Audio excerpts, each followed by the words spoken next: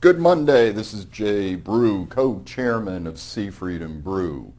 Confusing numbers, looking at revised GDP in the first quarter, negative 2.1% compared to the negative 2.9%, then positive 4% in the second quarter.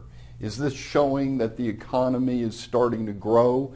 Also looking at it from an unemployment standpoint, looking at unemployment actually heading up just a touch from 6.1% to 6.2%.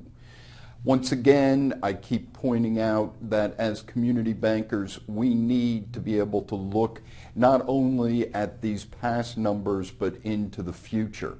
So we have new 3-month coincident index from Federal Reserve of Philadelphia, and we've been using these over the years to sit there and say, what kind of activity are we really seeing? And the point that we've made on these charts, especially with that negative GDP in the first quarter, is that the country was actually showing growth all through this year. Once again, albeit at a slow rate. So in April, this number was 0.8% positive. May was revised to up 0.9% positive, June 0.9% positive.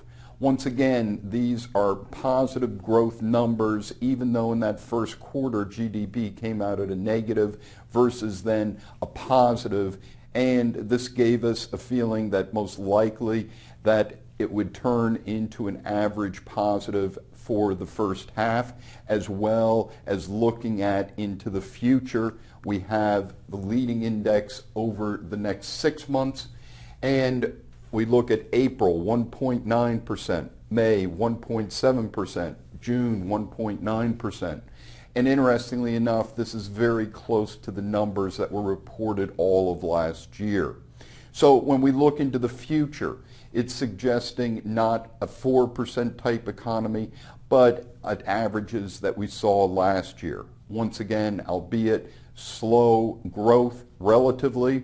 And when we look at the employment picture, that we not just have to look at the headline rates. What we have to look at is what Dr. Ed says that the Fed is looking at besides just those headline unemployment numbers. So let's check out to see what's happening with those. Once again, people that are working part-time for economic reasons. And we go back all the way to 1955 looking at where this number has been. It's come down since the Great Recession, but actually this past month it actually moved up a touch in here.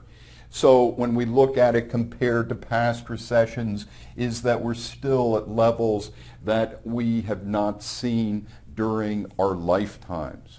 And that's got to be a problem because it's suggesting that the level of employment, being those part-time workers, is not stable.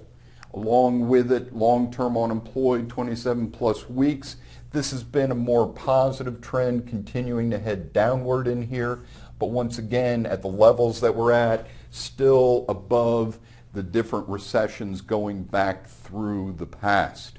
So that's an improving one. But overall, if you look at it from the standpoint of labor participation, is that this still remains doggedly back in the overall 1970s and not getting itself back up even towards an average and the highs that we hit back in 2006.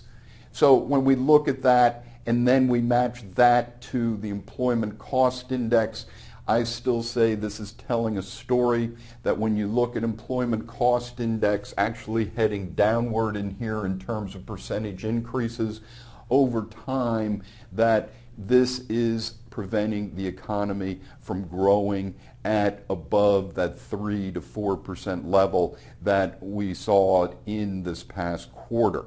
So when we think about this on an overall basis, my feeling is nothing has really changed in terms of the kind of economy that we've had for these past couple of years. It also suggests that interest rates remain low for the foreseeable future. This is Jay Brew, co-chairman of Seafried and Brew. Have a great week.